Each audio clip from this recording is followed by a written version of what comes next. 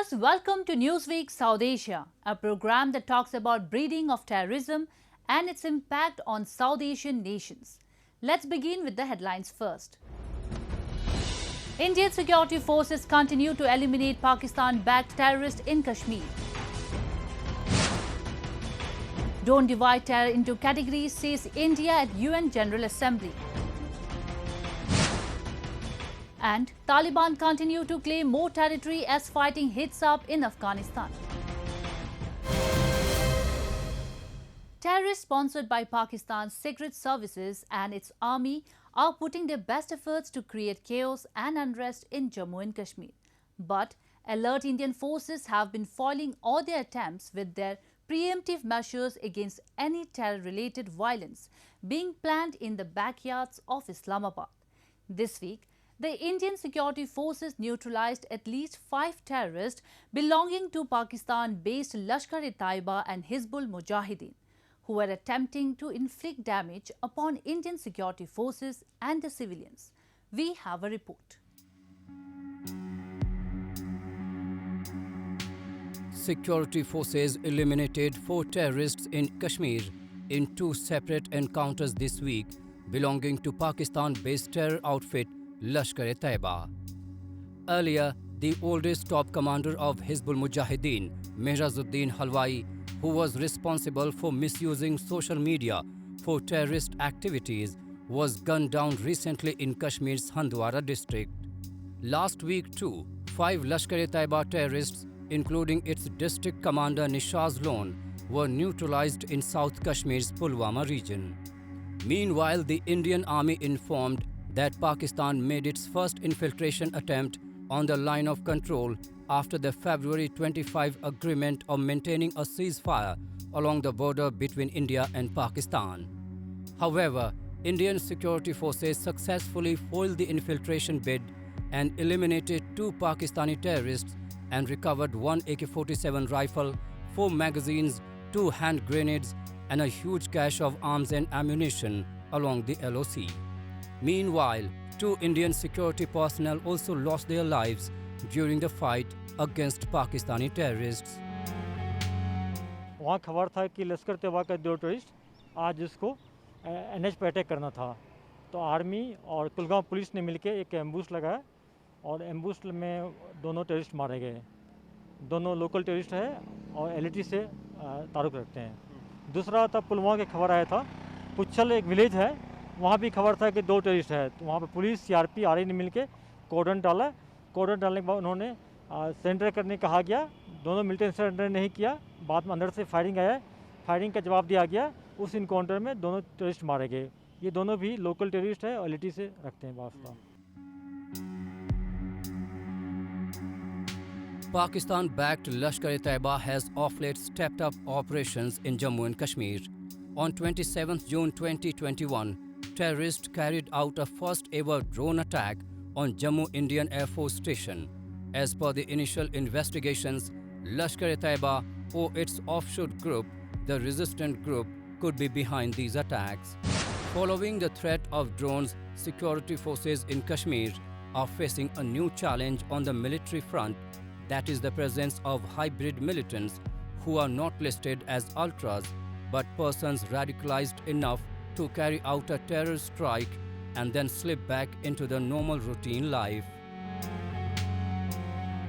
The problem is that today we should expect anything from Pakistan because Pakistan is still carrying out General Ziaul Haq's policy of 1,000 cuts, and now they have now come on to be using all these artificial intelligence equipment and drones because it saves them the thing of sending a militant physically over there and then being identified, because once the militant is killed, he'll be identified that this man came from Pakistan, and that is what is the problem with Pakistan today. Over the past few weeks, the attacks on soft targets in the Kashmir Valley, including in Srinagar, have witnessed a spike, and most of the incidents have been carried out by such pistol-born youth who are not listed as militants with the security agencies. This new trend has sent security agencies into a tizzy as these hybrid militants or part-time militants are very difficult to track and pose a severe challenge. According to security officials, this is happening in the valley on the directions of Pakistan's ISI. As Kashmir is heading towards more peace and prosperity, Pakistan, being envious of this development, is busy hatching wily plots to incite terrorism in the valley. They are now modifying their methods by targeting innocent civilians and political leaders without protection.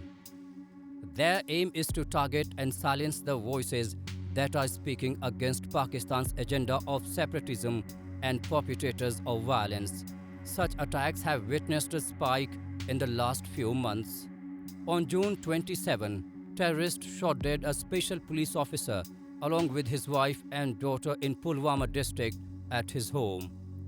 On June 23, terrorists shot dead a 25-year-old shopkeeper, Umar Ahmad, outside his shop in Srinagar. Before that, on June 22, terrorists killed Inspector Parvez Ahmed Dar of the CID wing of the Jammu and Kashmir Police in Kanipora, Naugam on the outskirts of Srinagar. Earlier on 2nd June, a front of the Lashkar-e-Taiba claimed responsibility for the killing of a municipal councillor and a Kashmiri Pandit, Rakesh Pandita. These terrorist attacks are meant not only to cause large-scale damage to life and property, but also to create an atmosphere of fear and terror among the people of Jammu and Kashmir. Moving on, the future of Afghanistan seems to be trapped in uncertainty. The Taliban insurgency is gaining momentum with almost one-third of 421 districts or district centers in Afghanistan under its control. As the US and NATO forces are leaving the country, the insurgent group has intensified its offensive against the government. This time, the Taliban's military offensive is focused on the northern districts, far away from their southern strongholds, and several provincial capitals are under threat. Several observers believe that Afghanistan is on the path to civil war. A report. The United States began a war in 2001 with an aim to rid Afghanistan of Al-Qaeda's threat and topple Taliban's regime. Weeks after, the Al-Qaeda killed at most 3,000 people in the 9/11 terror attacks. Nearly 20 years later, Afghanistan is on the verge of going back to where it all started, into the hands of Taliban. Violence has been raging throughout Afghanistan.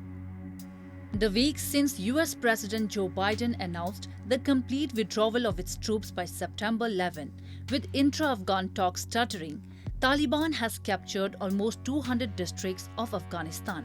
In the latest move, the Taliban claim to have entered and captured Kalai-Nau, the first regional capital to face an all-out offensive by it.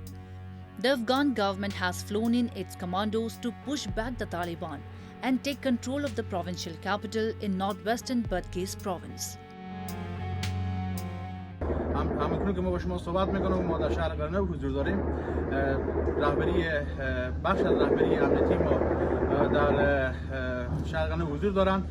میخوام اطمینان بدم که تمام نیروهای امنیتی و دفاعی ما به شمول قطعات خاص و اسپیشال فورس از شهر قرنو دفاع میکنن و دشمن همکنون که با ما درگیر است در بعضی از نقاط شهر هم برش تلفات وارد شده و هم به شکست مواجه شده. آخرین حرف رئیس برای فعلا که خونسردی خود حفظ کنیم. انشالله من قول میتونم که ما همه با هم در کنار هم انشالله شهر قرنو دفاع خواهیم کرد. Amid the rapid territorial gains made by the Taliban over the last 2 months, Afghan forces look helpless, left alone to defend themselves after being abandoned by the US forces. According to the Tajik Border Guard Service, more than 1,000 Afghan security personnel fled across the border into Tajikistan last week, underscoring a rapidly deteriorating situation. However, even amid Taliban advances, Afghan government reassured the people that the current security situation is under control. قطعات خاص نیروهای ویژه که در افغانستان است فعلا اکثریتش رهبریتش در قندوز مستقر است. از این رهبری می شود. هیچ نوع مشکل نیست صرف جز از خسته بودن و کسری بودن بعض سربازای ما یک دمه گرفتیم، هیچ نوع مشکل نداریم. اکثریت ولسوالی پس ما پلان داریم، پلان عملیاتی دوربرد داریم، پیشروی داریم که تصفیه و تلاشی گرفتن ولسوالی ها تمام قریجات پس به حساب پست‌های خود قریب فعال میکنیم. The security situation in the country is getting bad to worse. Since mid-April, when US President Joe Biden announced the end of Afghanistan's forever war, the Taliban had made strides throughout the country. But their most significant gains has been in the northern half of the country, a traditional stronghold of the US allied warlords which helped defeat them in 2001. In the last week, the Taliban have overrun areas bordering 5 countries: Iran, Tajikistan, Turkmenistan, China, and Pakistan. Meanwhile, the US military is living from its bases quietly. Last week, the Americans left Bagram airfield, its key base in Afghanistan, in the dead of night without even notifying the Afghans, marking a symbolic end of the longest war in American history. America says that it has completed 90% of the troop withdrawal. The US military in Afghanistan will end entirely on August 31, despite new concerns about the possibility of a civil war. Afghanistan is not their problem anymore, President Joe Biden says. It is up to the Afghan people alone how they run the country. We did not go to Afghanistan to nation build. And it's the right and the responsibility of the Afghan people alone to decide their future and how they want to run their country. I will not send another generation of Americans to war in Afghanistan with no reasonable expectation of achieving a different outcome. Negotiations between Afghan government and the Taliban negotiators in Qatar have failed to make substantive progress in recent months, though the warring sides have been holding meetings in recent days. According to several reports, Pakistani terrorists are also fighting for the Taliban in Afghanistan. Some media outlets and political commentators in Afghanistan are blaming Islamabad for the current turmoil in their country, alleging that the Pakistani military and its intelligence agencies are backing the Taliban following the withdrawal of foreign troops, helping militants capture more territories.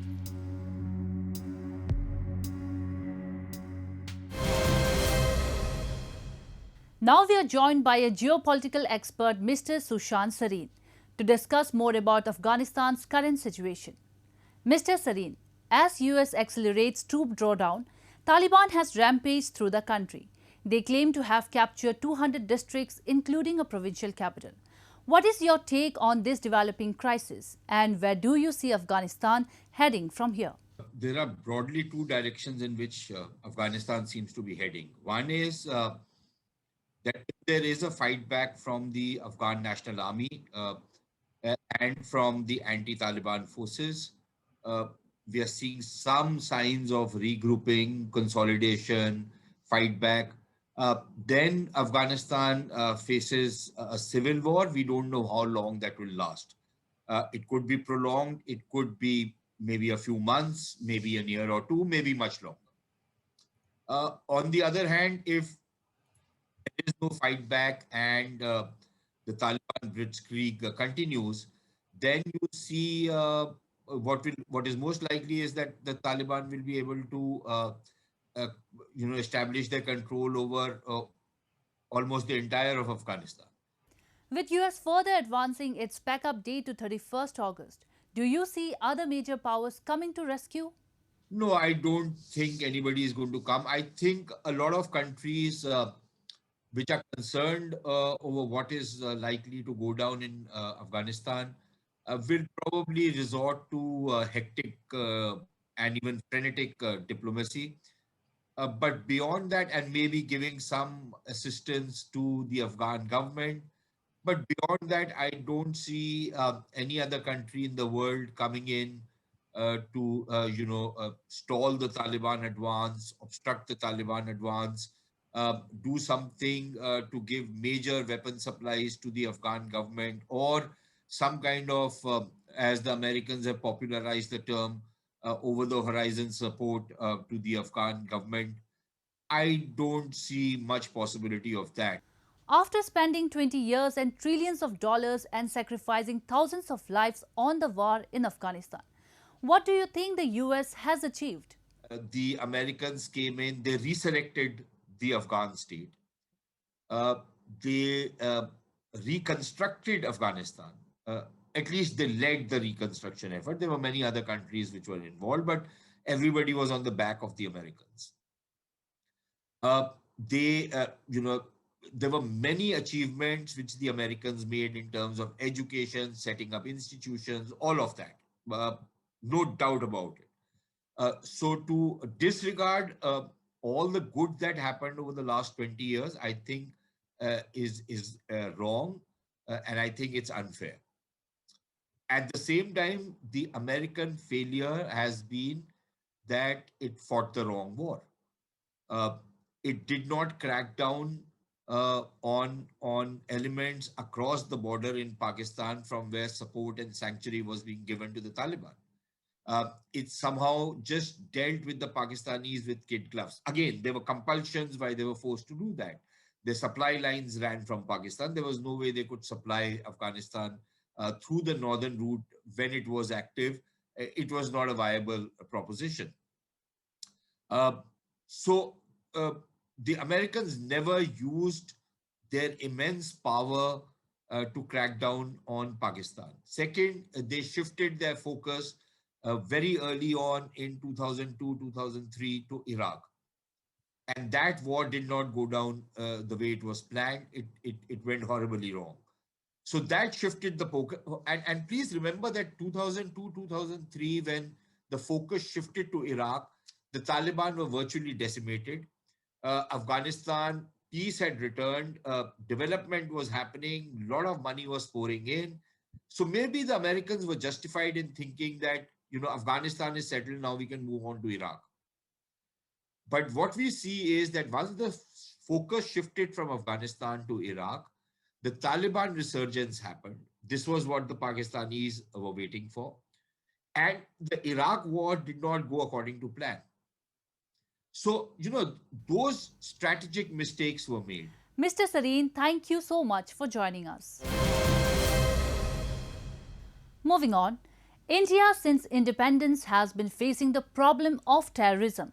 At various global platforms, New Delhi has highlighted countries' willingness to go beyond the talk on this serious issue and has always shown concern about the problems of evaluating counter-terrorism, particularly in South Asia. Participating in the UN General Assembly debate on adoption of resolution on 7th review of global counter-terrorism strategy, India asserted that the world should not return to the era of your terrorist and my terrorist, but fight the scourge collectively. India is not only concerned about safety and security of people living in its own territory, but it always reiterates adopting and executing improved strategies to counter terrorism globally. In a recently held debate on adoption of resolution on 7th review of global counter-terrorism strategy in the UN General Assembly, India reaffirmed its unwavering commitment to global efforts in fight against terrorism. India's permanent representative to the United Nations, Tirumurti, said that the international community has acknowledged that the threat of terrorism is grave and universal and can only be defeated by collective efforts of all UN member states without any exception. It was agreed that terrorism in all its forms and manifestations should be condemned. There cannot be any exception or justification for any act of terrorism, regardless of motivations behind such acts and wherever, whenever, and by whomsoever committed. It was also recognized that the menace of terrorism cannot be and should not be associated with any religion, nationality, civilization, or ethnic group. The 8th term as a non-permanent member of the UN Security Council was begun by India in the beginning of this year with the stated objective of raising its voice against terrorism. India cautioned the world that 20 years after the 9/11 terror attacks, there are attempts again to divide terrorism into different terminologies such as violent nationalism and right-wing extremism, asserting that the world should not return to the era of your terrorists and my terrorists, but fight this scourge collectively. Let us not forget that before 9/11 happened, the world was divided into your terrorists or my terrorists. It is only after 9/11 that we accepted that terrorism in one part of the world can directly impact another part of the world, and we all came together to fight terrorism collectively. 20 years later, we are now seeing attempts to divide us once again by adopting new terminologies under the guise of emerging threats, such as racially and ethnically motivated violent extremism, violent nationalism, right-wing extremism, etc. As a victim of cross-border terrorism for several decades, India has been at the forefront of the fight against terrorism and one of the major victims of terrorism.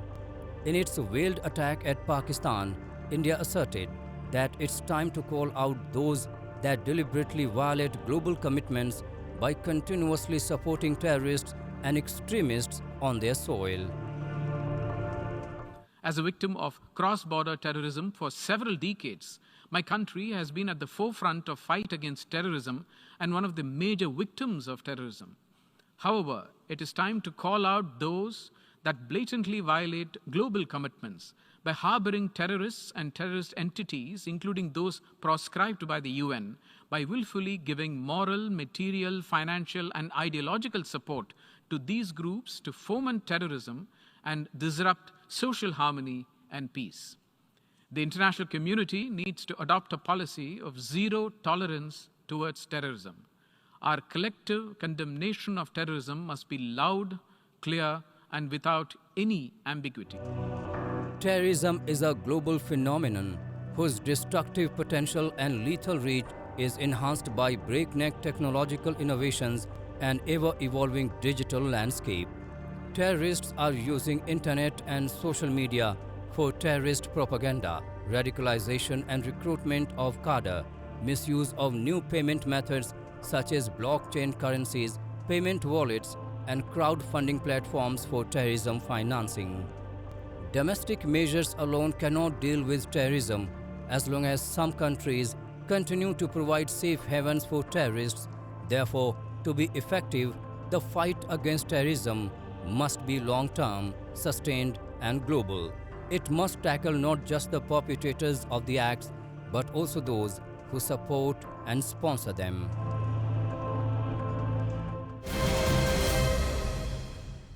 And with that, we come to the end of this edition of Newsweek South Asia.